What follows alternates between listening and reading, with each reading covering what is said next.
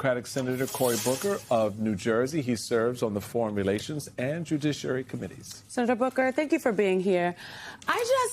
This piece in The Atlantic from Sunday really, for me, encapsulates what I've been feeling and thinking, because I don't think we're going to go back to the status quo whenever this war ends, and I also don't think it's ending anytime soon. This is what was in The Atlantic. I'll read from it. Defeat in the present confrontation with Iran will be of an entirely different character.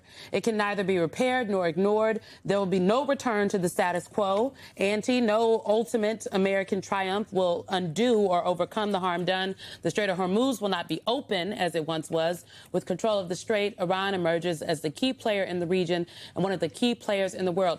There are also other stories over the last couple of days about how the farmers are being hard hit because fertilizer is so expensive. This war is really shaking the world to its core, but the American people as well. And we're just not going to go back to normal, whatever normal was. Well, I hear it all over our country, and especially internationally. Donald Trump is an international embarrassment. Any American could ask ourselves, am I better off than I was before this war started? No, we are worse off. You said it yourself, the Strait of Hormuz is now blocked. We now have a more extreme regime. We still have highly enriched fissile material in that country. But the American people, where are we? Well, we're out about $50 billion in tax money we spent there, 14 soldiers' lives, hundreds of injured, and every single American is feeling the pain at the pump to the tune of we're paying billions of dollars or more for energy and consumer goods. This has been a disaster. And now think about this. The strongest nation on the planet Earth is in a stalemate right now with Iran. I mean, that alone should be embarrassing to this president, the guy that said he's going to beat them into submission, that they were going to have a unilateral, unconditional surrender. Well, none of that has happened, and he's going back and forth trying to engage in a negotiation to end this national nightmare that is causing so much pain to the American people. And that is in part because they did not go in articulating what victory would actually look like. You had Prime Minister Netanyahu on CBS's Face the Nation, and this is how he defined the moment we find ourselves in. Is the war with Iran over? And if it isn't, who will decide when it is? I think it accomplished a great deal, but it's not over because there's still nuclear material, enriched uranium that has to be taken out of Iran. President Trump has said to me, I want to go in there. And I think it can be done physically. That's not the problem. If you have an agreement and you go in and you take it out, why not? Is it your sense that nuclear material is, in fact, the red line in this negotiation? So I want every American to know that Bibi and Donald Trump are liars. And this is why. They are lying in the most insidious aims. The reason why there is still in country highly enriched nuclear material is because Bibi and Donald Trump, who were against the Obama nuclear deal, ripped it up. There was no highly enriched, these hundreds of pounds of highly enriched uranium before Donald Trump and Bibi decided to take us down this disastrous road. So yeah, there is still highly enriched material that's because of them is in that country, because before that we had a deal, not just with them, with our European allies, China and Russia, to not allow them to get that nuclear material. So he caused this problem. He's like an arsonist that caused the problem and then says, well, trust me to actually get us out of it, which he hasn't. Not only is the nuclear material there, but we as Americans are far worse off. These are two of the most disastrous leaders on the world stage that have made Israel, the whole region, and the United States less safe, not more. You know, you have all of that happening on an international front, and the big concerns about what the landscape in the Middle East is going to look like when this finally settles, and there's some understanding of what peace looks like going forward. We've seen the direct impact that it's having on our economy when the president has no plan and from day to day in any moment can say something that will roil the markets or completely move them in a direction where rich people get richer and the poor carry the weight of higher gas prices. And then you have also, with an election confronting us coming up down the road, you've got a number of domestic issues that are beginning to boil beneath the surface as well, with Republicans behaving badly. A lot of your colleagues supporting, I think, anti-democratic and certainly measures that are antithetical to what we once valued as a party of civil rights, a party of freedom that the Constitution gives us. So now they have built a Supreme Court that is pretty much giving them every damn thing they want. And just before you sat down, sir, the Supreme Court has yet again done that by basically telling Alabama, y'all can draw a map to take seats away from black people. A majority of justices siding with the Alabama to move to speed up those efforts that Alabama legislature wanted to put in place to redraw the lines there.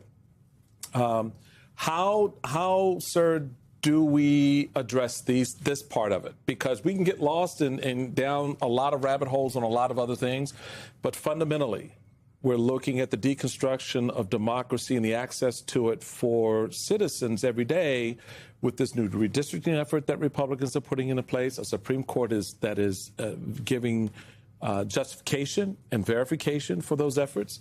As a U.S. Senator sitting there with the power to control the purse strings, to control and oversight, how do you see this moment? Well, the Supreme Court has gotten it wrong generation after generation.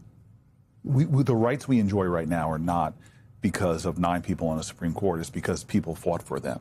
And where the Supreme Court usually gets it wrong is when they're taking away rights, whether it's Korematsu with the internment of Japanese, whether it's Plessy versus Ferguson denying rights to African Americans, whether it's Dobbs, they got it wrong taking away rights for women to control what happens to their bodies.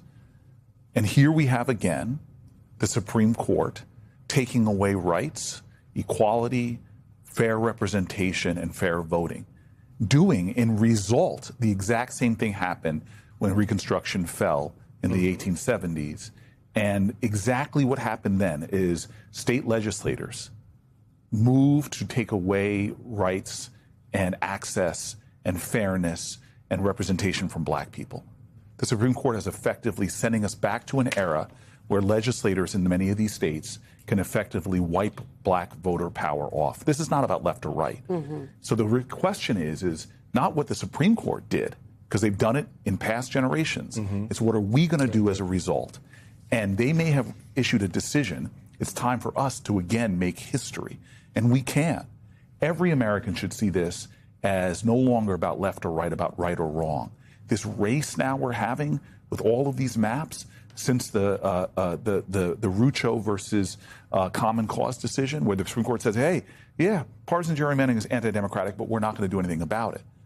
And now they're allowing this race. Well, this election has to be about those fundamental rights, not right or wrong, but will Americans have basic fundamental rights like the right to vote and the right to fair representation? Because this race to the bottom we're on is wrong, and the desecration of the sacrifices and struggles of so many people from different races, Goodman, Cheney, Schwerner, dying in Mississippi for voting rights. This has got to be about more than just a political election. It's got to be about us affirming our rights as past generations did when the Supreme Court tried to set us back. So then what do people do? Because what they are doing, to your point, is an assault on black political power in this country, not just black elected officials, but black people. In Memphis, I mean, I keep using this example, Steve Cohen, the Democratic congressman that represents the district that Memphis sits in, he is not black, you know, but it is the black voters in his district that are disenfranchised by the decision that Tennessee made. So people can overwhelm the ballot box this November, but they are working to dilute the power. So what do folks actually do? Because I agree with you. I think we're in a post-Reconstruction period, and the last time it took 88 years. We don't have another 88 years. So first of all, I just want you to know that people want this to be about black folk versus non-black folks. I want to tell America very clearly that when blacks have exercised their political power, they helped usher in voting rights. They help usher in labor rights. They help usher white women are the largest beneficiaries of affirmative action. Look at the numbers. When black people are given free access and fair representation, they help to advance our overall democracy. They want to pitch this as us versus them. You've got people like Stephen Miller that want to talk about creating some kind of race conflict in our country. This is about justice. It's about understanding that these principles, when you expand justice for Irish, when they said no Irish or dogs apply, when you expand justice for Jewish Americans to pray like they want, this is about creating a better democracy for all. So this is not us or them. This is not just black people losing their rights. This is weakening our overall democracy. It is about the ideals that they said, as Martin Luther King said, a promissory note, all are created equal.